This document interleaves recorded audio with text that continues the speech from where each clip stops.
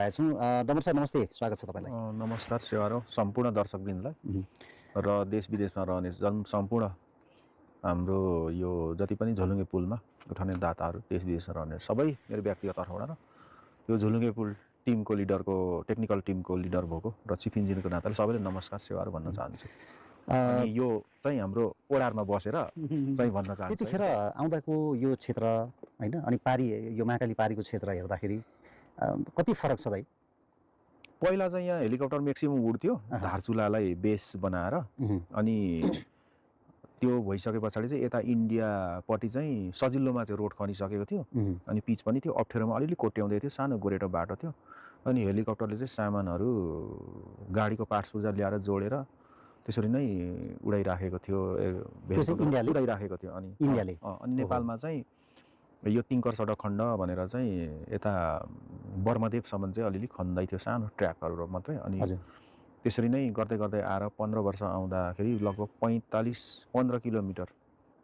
45 kilometre चाहिँ road खन्यो भन्ने चाहिँ देखिन्छ अहिलेसम्म। ट्र्याक चाहिँ भयो। अनि त्यसले गर्दा पहिला त दुम्लिङ भनेको त कथा जस्तो नि धेरै टाढो हुन्थ्यो, तर अहिले हामी इन्डियाको बाटो आएर सस्थ्यो। तर अब अहिले इन्डियामा पनि कस्तो छ भन्दाखेरि ग्रिप कम्पनीले जुन पहिला लिँदाखेरि चाहिँ ढिलो सुस्त थियो, हाम्रो जस्तै बजेट त्यति छुटिँदैन थियो। जब मोदी आएपछि एस जयशङ्कर प्लस अरू जति पनि भयो विदेश मन्त्री प्लस अब यो कसरी देश विदेशले लिङ्क गर्ने भन्ने सिस्टम चाहिँ मोदी सरकार आएपछि चाहिँ अलिकति उनीहरूको बाटो चाहिँ एकदम ट्र्याक पनि डबल लेन्थमा कनेर चाहिँ एकदमै यो चेन्जेस आइसकेर अहिले लिपुलेक पुर्याइसकेको छ। अनि उहाँको चाइनासँग त व्यापारै सुरु गरिसक्यो। चाइनासँगको हिजो अस्ति भर्खरै व्यापार पनि भयो। उहाँहरूको अहिले एसियामा भन्नाले पनि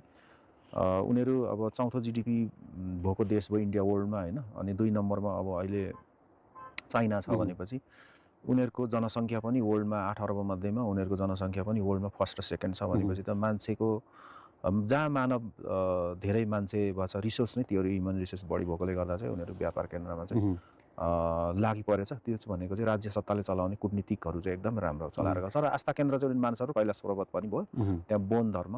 जैन धर्म, बौद्धिस्ट र हिन्दूहरूको एकदमै आस्था केन्द्र भयो। अनि त्यही अन्तर्गत चाहिँ यो उहाँहरूले यो एरियाको चाहिँ पञ्चचुलीदेखि लिएर नाम गरेर जनसङ्ख्या भएपछि हजुरहरू यहाँ फौजीमा आउँदाखेरि कति धेरै पारी गाडी कुदेको देख्नुहुन्छ, आर्मी कुदेको देख्नुहुन्छ। त्यसले गर्दा उहाँहरू आउँदाउँदो शक्ति राष्ट्र भइसकेपछि सीमाको हरेक कुराहरू चाहिँ उहाँहरूले सेकेन्डको यो कस्तो भइरहेछ भन्ने कुरा चाहिँ लिइराखेको हुन्छ। त्यस्तो छ। र पहिलाको तुलनामा अलिकति त फरक भयो, तर उस्तै नै छ। हजुरहरूले चाहिँ अब कस्तो लाग्यो त्यो नि विचार गर्नु पर्यो, कम्पेयर पत्रकार जीवहरूले नि त्यो नि गरेर चाहिँ अगाडि ल्याउनु पर्यो। अब नेपालतर्फको यो भनौँ न अब तिङ्कर जाने सडकलाई चाहिँ अब सरकारले अलिक प्राथमिकता दिनुपर्ने देखिन्छ हैन बजेटको कुरामा। त्यो चाहिँ पहिला पनि अब अघि नै भन्नुभयो नि, अब यो कुन खालको कसरी राज्य सत्ताले यो विकास योजनाहरू चाहिँ र बजेट बाँडफाँड गर्छ भन्ने कुराहरू त्यसमा भर पर्छ। अब कसैलाई केही थाहा नै छैन यहाँको सांसदहरूलाई कुनै बारेमा भन्ने कुरो नि होइन, थाहा हुन्छ, तर अलिकति विकास योजनाहरू उनीहरूले माग्ने कुराहरूमा चाहिँ सीमित स्रोत साधन भयो, डिमान्ड बेस धेरै भयो, र कुनमा हाल्ने भन्ने कुरो र भौतिक विकास कसरी हुँदा चाहिँ हाम्रो रिभोल्युसन चेन्ज र यो विकास योजना चाहिँ र लाइभलीहुडहरूदेखि लिएर मान्छेको जीवनस्तर कसरी उकासिन्छ भन्ने कुरो थाहा नभएको नि हुनसक्छ कि र भएर पनि हो। अब त्यो अलिकति त्यसमा चाहिँ धेरै कमजोरीपन देखिन्छ। सन्दर्भ यो झोलुङ्गे पुलको गर्दाखेरि दाइ कामको प्रगति कति प्रतिशतको हिसाबले कति पुग्यो? अब तत्कालिक के काम हुँदैछ र कहिलेसम्म सकिन्छ? अहिले चाहिँ लगभग अस्ति मैले कति भने 40 भनेको थिएँ, अहिले 55% भनौँ न, त्यो चाहिँ कामको प्रोग्रेस भएको छ। अब यतापट्टि मेन यो फ्याक्चर रक टाइपकोमा अप्ठ्यारो कामहरूमा डेडमेन्ट ढलाइ भयो, त्यो निकै ठुलो हेभी मासमा हो, 2 पल्ट गर्नु पर्यो। अनि यतापट्टि टावरको लागि बेस भइसकेको छ। अनि त्यसमा लिमवालको लागि हिजो नि हाम्रो अलिकति त्यो आरसिसी यतापट्टिको 2टा रडको भइसकेको छ। त्यो चाहिँ अब पारीको भन्दा 140 जति चाहिँ होचो पर्छ, किनभने 2 स्टेप छैन नि त। त्यसले गर्दा त्यो अब 190 जतिको वाल लगाएर अनि त्यहाँदेखि 20 गरेपछि 110 को हुन्छ, ऊ चाहिँ त्यो अलिकति स्याडलको टावर मिलाउनु पर्छ। यतापट्टि फिक्सेसन वाकवे केबलको लागि पनि स्याडलहरू त्यो लङमा राखिसकेको छ। अनि त्यो सजिलो होस् भनेर दक्षिणपट्टि यतापट्टि लेफ्ट ब्याङ्कपट्टि भनौँ न, दक्षिणपट्टि लेफ्ट ब्याङ्क दक्षिणपट्टि। अब उता पारीपट्टि चाहिँ अब टावर र ऊ भइसकेको छ, स्याडल पनि राखेको छ, फिक्सेसन केबल स्याडल पनि राखिसके पछाडि चाहिँ त्यो काम चाहिँ अब फिनिसिङको काम मात्रै भयो। अनि उतापट्टि चाहिँ आज फेरि हामीले यो पाइप चाहिँ हामीले पुलिङ मेसिनबाट तान्ने तरिकाको एचडिपी पाइप सहित लट्ठा छिराएर चाहिँ बुलडग ग्रिपले कसने काम प्लस डेडमेनको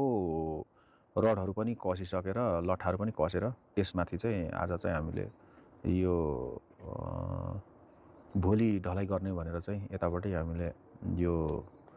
के भन्छ फर्माहरू सेटिङ पनि गरिसकेको छौँ। त्यसले गर्दा भोलि फर्मा सेटिङ अलिकति मिलाउनुपर्छ। फाइनल चेक गरिसकेको छ, भोलि त डेडमेन ढलाइ गर्ने हो। त्यो भनेको चाहिँ राइट ब्याङ्कको केसेसमा। त्यसले गर्दा चाहिँ अब धेरै काम त अगाडि बढ्यो। अब रिमाइनिङ भनेको चाहिँ हामीले सामान अलिकति लट्ठा 20 दिन 22-24 दिन जति राख्ने त्यो सेटिङ हुनु पर्यो नि त हैन, काँचैमा तान्नु भएन। यो त्यही कारणले गर्दाखेरि मेन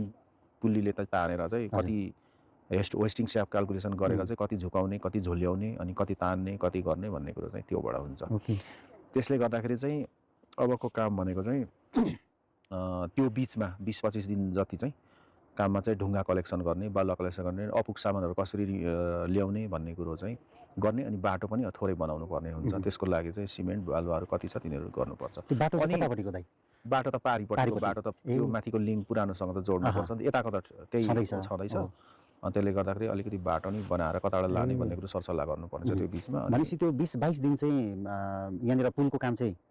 मेन पुलको संरचनाको काम नहुने भयो, त्यो लट्ठालाई जाम हुन दिनको लागि होइन, अरू सराउन्डिङको कामहरू हुने। सराउन्डिङको काम त तल अनि क्रसिङहरू र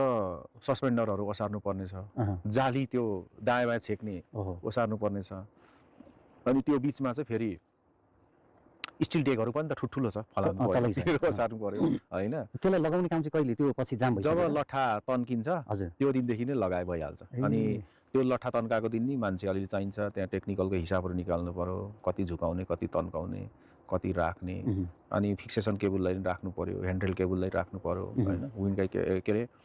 वाको केबललाई नि मिलाएर राख्नुपर्ने हुँदा चाहिँ अलिक त्यसमा टाइम पनि लाग्छ। त्यो दिन चाहिँ त्यस्तो छ। हजुर, यो पुलको कुरा गर्दाखेरि सुरुमा चाहिँ झोलुङ्गे पुलको मात्रै कन्सेप्ट जस्तो हामीले पनि बुझेको थियौँ। अहिले यसो कुरा बुझ्दा त्यहाँ अलिकति गार्डनिङको कुरा पनि, यसलाई ब्युटिफिकेसनको कुरा पनि रहेछ होइन?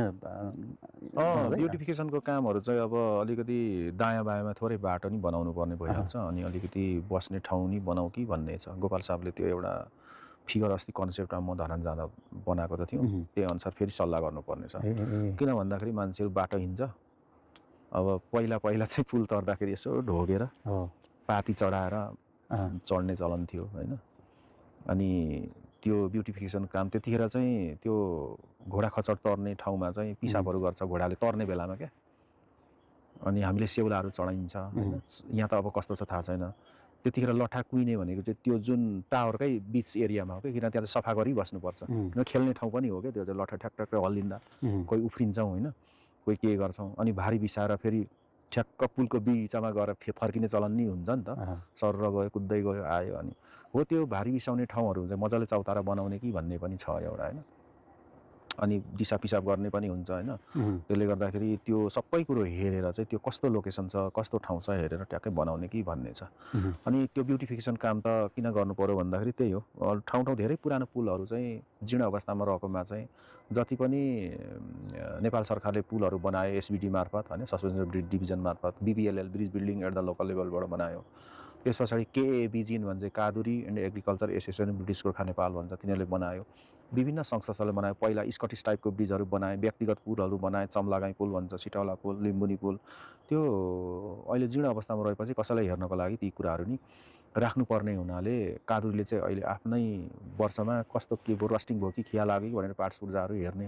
होइन, नट बोल्टो हेर्ने भने जस्तै त्यो चाहिँ अब सरसफाइ गर्नको लागि ब्युटिफिकेसन त्योसँगै जोडिनुपर्छ भन्ने चाहिँ हामीले सल्लाह गरेका छौँ गोपाल साहब। किन ब्युटिफिकेसन गर्नु पऱ्यो भन्ने कुरो चाहिँ त्यो पनि छ। अब हेरौँ, अब अर्को कुरा चाहिँ हामीले च्यालेन्ज रूपमा चाहिँ अहिले म यो यस्तो ओडारमा इन्टरभ्यू दिँदैछु, हामी अलिक दुर्गमै छौँ नि, दुर्गमको काम गरे चाहिँ दुर्गम जस्तै काम हुन्छ कि सुगमको सुगमै जस्तो भने जस्तै होइन। त्यसले गर्दा अलिक दुर्गम छु, बर्खानी लाग्दैछ, तर काम चाहिँ अब अलिकति चाँडै गर्ने भन्ने प्लान हो, त्यसरी नै चलिरहेको छौँ। त्यही अनुसार हाम्रो अहिले चाहिँ देखेको चाहिँ कहिलेसम्मको टार्गेट होला है यसलाई? टार्गेट त असार 15सम्म सिद्ध्याउने कि भन्ने छ होइन। तर अब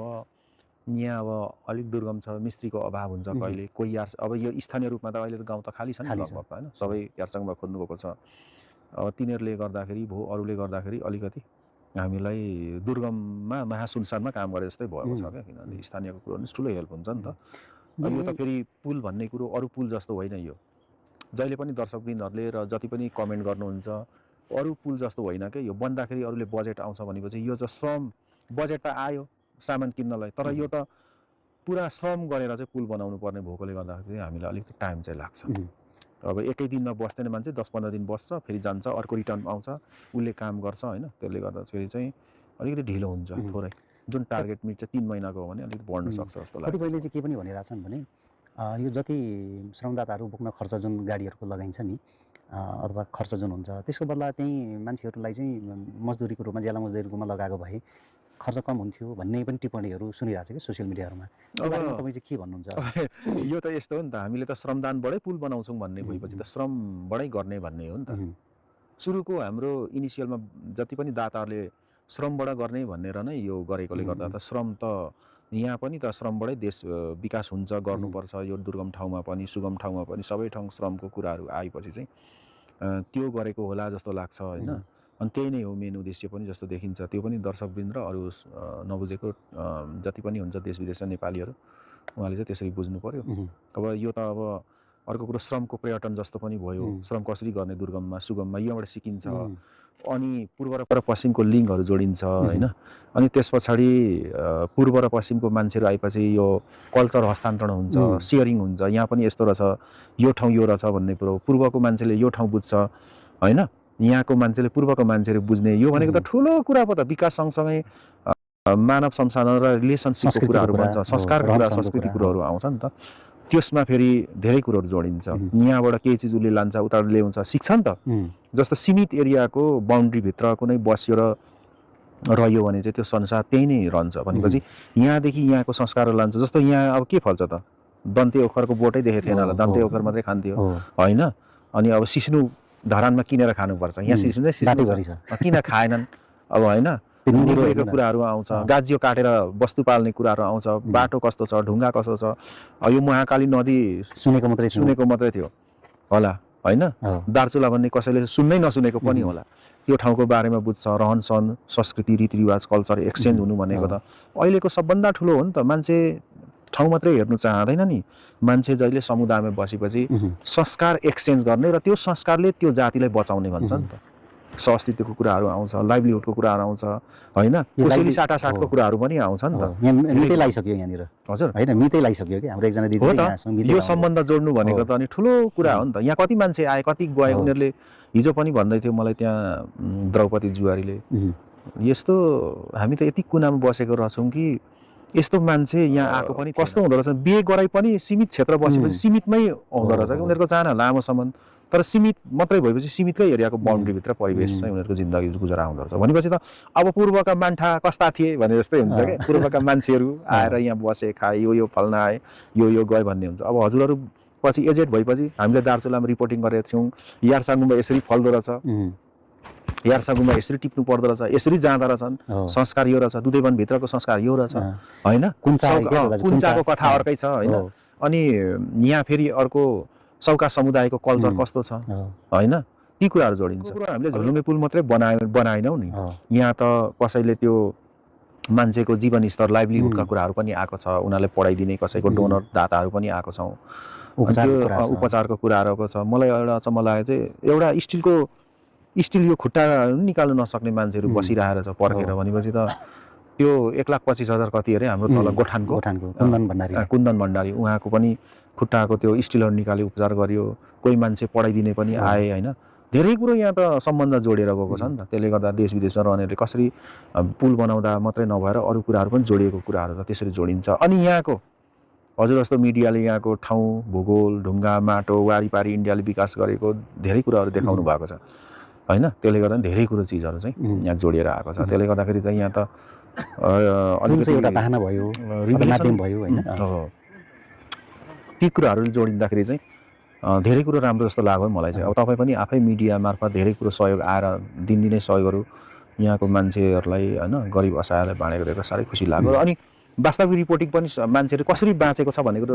अरूले पनि देश विदेशमा हेर्छ नि त हाम्रो नेपाल त यसरी पनि रहेछ पश्चिमतिर भन्ने कुरो पनि देखिन्छ होइन र अलिकति म भन्छु म एकदम यङ उमेरमा होइन यहाँ 24 वर्ष पनि थिएन होला त्यतिखेर यहाँ दार्चुलामा आउँदाखेरि कसरी जागिर खानु आएछु जस्तो लाग्छ अहिले चाहिँ त्यो बेलामा है अहिले नै त यस्तो गाह्रो छ कठिन छ अहिले यस्तो छ तपाईहरुले त धेरै पारीबाट दुर्गममा आए जस्तो भयो होला तपाईहरुलाई योभन्दा 14-15 वर्ष अगाडि कस्तो थियो होला दुर्गम हैन अनि त्यसले गर्दाखेरि ती कुराहरु पनि सम्झिन्छु के अहिले चाहिँ म नोस्टाल्जिक हुनुहुन्छ यो बाटो हिँड्दाखेरि चिल्लो थियो यो रोड आएपछि तलतिर हिँड्नु थाले धेरै मान्छेहरु हैन घोडा खचडहरु हिँड्ने ट्रान्सपोर्ट गर्ने कुराहरु आयो भने चाहिँ नयाँ बाटो नि विकास चाहिँ भएको छ तर त्यो चाहिँ बर्खामा ब्लक भएपछि फेरि यही फर्किने हो हैन जबसम्म उति पारीको जस्तो पिच हुँदैन अनि यसरी दुईटा बाटो चाहिँ विकल्प त्यसले गर्दा कुञ्चाको परिभाषा चाहिँ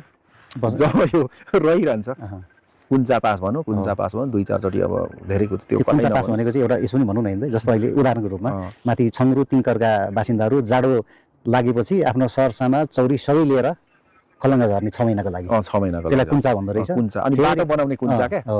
अनि फेरि बर्खा अब यारसागुमा टिप्ने बेला फेरि अर्को कुञ्चा अहिले गइराछ कुञ्चा पास भन्छ तर यताबाट त हिँड्दैनन् अब यताको सुगम भएपछि उहाँहरु सीतापुल तरेर पारी इन्डियाबाट 6 दिन 4 दिन लगाएर चाहिँ यो बाटो जान्छ को अस्ति यो बाटो त एक दुई जना त गयो यो रोडबाट पनि सजिलो भयो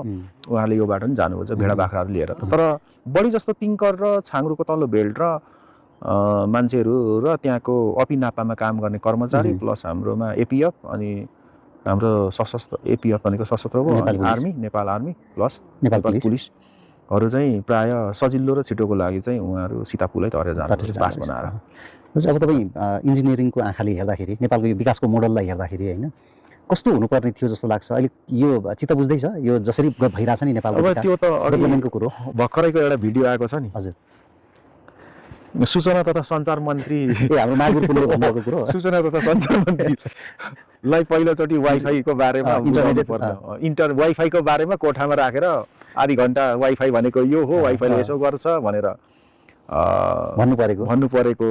अनि इन्टरनेटको बारेमा अब पुरै बुझाउनु पर्यो भने विकास कसरी हुन्छ त्यो चाहिँ सञ्चार मन्त्री छ अनि त्यहाँ नढाटी भनेको हो नि त उहाँले त हैन भनेपछि म नि यसो सोच्छु कि धेरै वर्षमा आउँदा पनि परिवर्तन त हुन्छ हामी पनि बुढो भए जस्तै विकास योजना कन्टिन्यू भएर नै आउँछ त्यो भौतिक विकास त चेन्ज हुन्छ नै हैन एकै ठाउँ त रहँदैन नि त त्यसले गर्दाखेरि अलिकति मात्रै चेन्ज भयो के तर रफ्तारमा हुनुपर्ने चेन्ज चाहिँ भएन किन भएन त्यही महावीर पुनले भने जस्तै मान्छेहरु सत्तामा भएर हो कि जस्तो लाग्छ त्यही नै हो न त किन राजनीतिक सत्ताले नै यो विकासका कुराहरुमा देशलाई अगाडि बढाउने हो नि त त्यो चाहिँ भिजन नभएको नै होला जस्तो लाग्छ तर अहिलेको भिजन चाहिँ अब कस्तो छ हेर्दै जाउँ 2-3 महिना भयो होला सरकार गठन भएको लगभग 2 महिना 2.5 महिना लगभग भयो होला अब हामी जस्तो मानिसहरुलाई गाउँको मानिसलाई गाउँकै रहनसहनमा गाउँकै हैन त्यो जुन सभ्यता विकास भएको हुन्छ नि गाउँमा संस्कृति जुन हुन्छ हैन त्यही रोक्नुपर्ने तर हामीलाई यो विकासले चाहिँ शहर केन्द्रित गरे के हैन दाइ सदरमुकाम केन्द्रित भनौँ गाउँमा अथवा जिल्लाहरुमा अथवा शहर केन्द्रित भए गाउँ चाहिँ गाउँ जस्ताको त्यस्तै रहने स्थिति बन्यो के मान्छे सबै शहरतिर केन्द्रित हुन थाले अनि विकासै फेरि अब चाहिँ शहर केन्द्रितै भए जस्तो नि हैन विकास भन्ने कुरो त चेन्जेस भएर जान्छ नि अहिले संसारमा जुन चीज डिमान्ड बेस भएर जान्छ त्यही चीजको डिमान्ड आवश्यकता महसुस गर्दै मान्छे अगाडि बढ्छ नि त अनि त्यसमा चाहिँ आर्थिक राजनीतिक समाजले चाहिँ कसरी त्यो ठाउँमा अडिएको छ भन्ने कुरो चाहिँ त्योबाट प्रष्ट बुझिन्छ के किनभने माइग्रेटेड भनेर चाहिँ गाउँ एक दिन रितिन्छ बाँझो खेत हुँदै जान्छ भनेर आज त हर्क गुरुङले त्यो माइग्रेसन सम्बन्धीको किताबमा त 65 वर्ष अगाडि लेखिसकेको हो नि त त्यतिखेर उलाई यो हुनै सक्दैन पनि भनेको थियो अनि 25 जिल्लाको परिकल्पना यो 5 विकास क्षेत्रको डिस्ट्रिब्युसनहरु कसरी जानुपर्छ भन्ने कुरा त उहाँले त त्यो योजना आयोग हैन मै बसेर त्यतिखेर देखाइसक्नु भएको हो नि त अब जति पनि योजना आयोगले यो विकास गर्नुपर्छ यस्तो यस्तो भनेर त लेख्छ तर त्यहाँ चाहिँ स्वतन्त्र रूपमा विज्ञ मान्छे नभएर आसेपासे राजनीतिक विज्ञ मान्छेहरु नै नियुक्ति भएकोले गर्दा चाहिँ उनीहरुलाई त्यही एरियाको सीमित क्षेत्रको बाउन्ड्रीमा राखेर चाहिँ काम गराउँछ किन नुनको सोझो काम गर्नु पर्यो त्यो किसिमले गर्दा चाहिँ त्यो प्रष्ट विकास चाहिँ त्यसरी हुँदा हुँदै उले जान्दा जान्दै पनि गर्न सक्दैन रहेछ के त्यो मेन चाहिँ आउँछ त्यसरी नै अनि बाहिरी कुरा भनेको चाहिँ अब अलिकति स्रोत साधनका कुराहरु जियोपोलिटिक्सका कुराहरु हैन त्यसले ठूलो भूमिका खेल्छ हामीहरुले कसले प्रधानमन्त्रीले के गरेन कुन गरेन भन्ने कुरो चाहिँ होइन कि उले चाहिँ गर्छु भन्दा पनि बाहिरको परराष्ट्र नीति हैन जियोपोलिटिक्स सम्बन्धीको अध्ययन र त्यहाँ कूटनीतिक सम्बन्धीको राम्रो छिमेकीसँग गरिएन अरु अन्तर्राष्ट्रियसँग गरिएन भने चाहिँ गाह्रो बनाइहाल्छ त्यसरी नै छ अहिलेसम्म